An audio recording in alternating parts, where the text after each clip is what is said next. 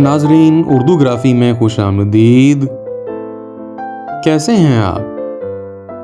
आज आपके लिए एतबार साजिद की एक खूबसूरत और मुख्तसर गज़ल लेकर आए हैं। मुझे उम्मीद है कि आप पसंद करेंगे। उससे पहले अगर आपने हमारे चैनल को सब्सक्राइब नहीं किया तो अभी कर लीजिएगा और बेल के आइकन पर क्लिक कर दीजिए ताकि आने वाली वीडियोस की इत्तला आपको बर वक्त मिल सके।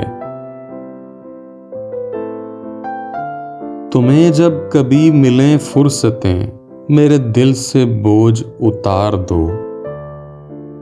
मैं बहुत दिनों से उदास हूँ, मुझे कोई शाम उधार दो।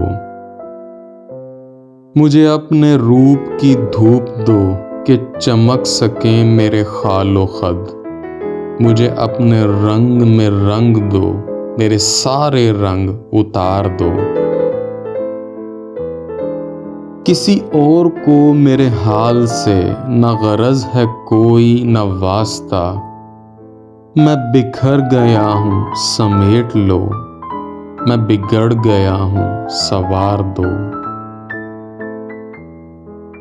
तुम्हें जब कभी मिले फुर्सतें, मेरे दिल से बोझ उतार दो।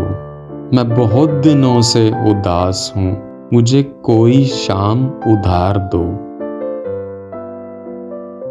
जी, तो कैसी लगी आपको मुख्तसर गज़ल? मुझे उम्मीद है कि पसंद आई होगी।